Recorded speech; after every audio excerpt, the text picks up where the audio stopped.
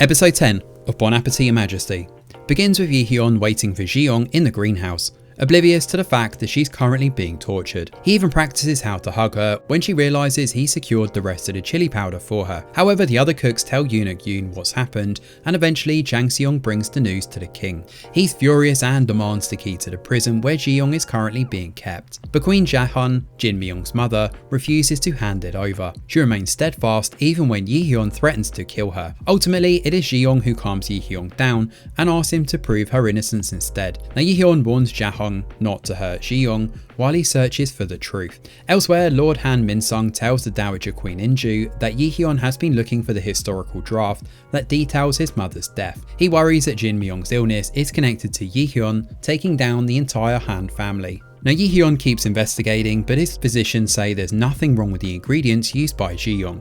He visits the boys' quarters where he notices packets of medicinal herbs and demands that they be looked into. Meanwhile, Dowager Queen In-ju takes the prison's key from Queen Ja-hun and lets Ji-young out on the condition that she find the truth within 3 days.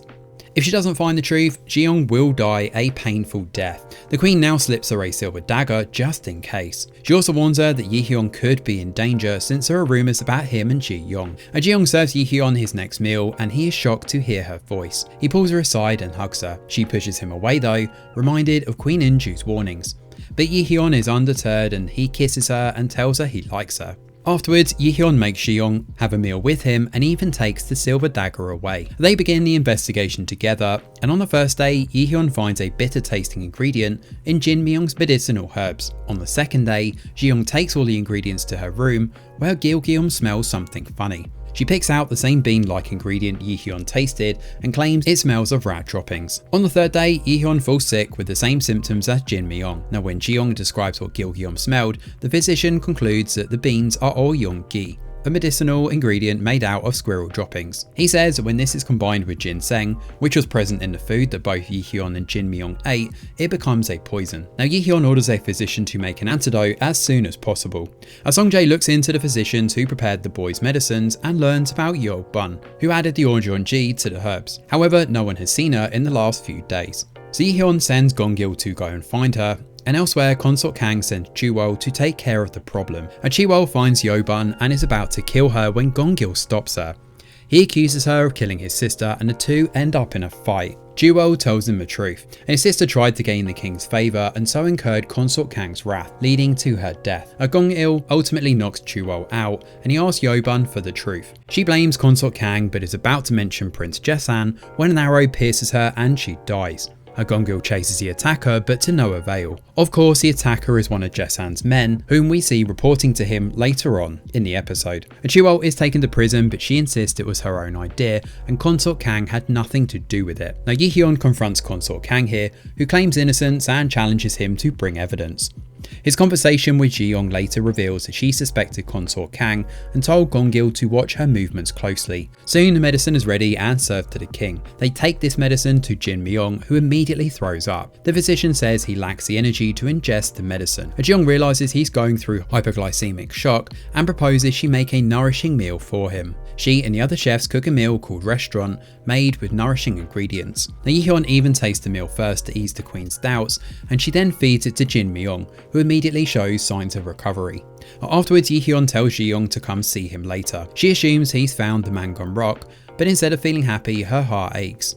That night, Consort Kang meets Chu-wol and tells her she will get her out. She then pulls out a knife and stabs Chu-wol in the neck. Meanwhile, Yi-hyun meets Ji-young, decked up in the costume of a Jo-young-moo dancer. He plans to perform this for his grandmother's upcoming birthday but wants to show her first. As she watches, she thinks of all the times they've spent together. Elsewhere, Jaesan takes his co-conspirators to a prison where he's holding Yi Jang-gun, the drafter who was supposed to meet Yi-hyun. What's more, he also has Yi-hyun's maternal grandmother in his capture. He points to the doll in the old woman's hands and says it holds the blood-stained cloth Yi-hyun's mother was wearing the day that she died. Jaesan plans to use this to trigger Yi-hyun during his grandmother's birthday, so he will unleash his rage on everyone, which will eventually lead to his downfall. Yi-hyun tells Ji-young he doesn't want her to leave, and he confesses that he knows she is from the future. He realised through all of her cooking. Despite that, he asks her to become his companion, gives her a ring, and leans in to kiss her.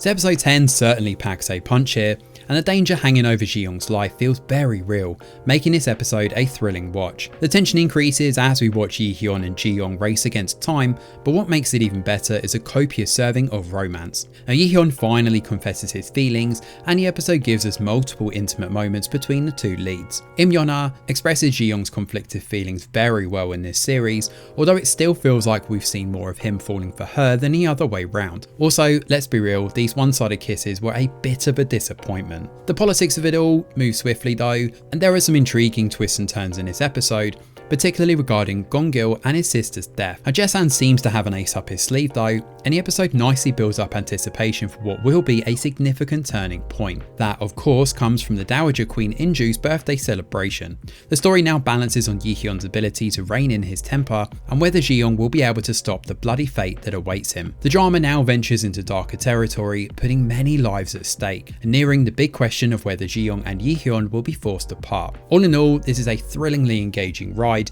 and next weekend certainly can't come soon enough. Thanks for watching, and do let us know your thoughts in the comments below. Smash a like or subscribe to the channel, your support is very much appreciated. I'm Greg Wheeler, and from all of us over here at The Review Geek, we'll see you on the next video.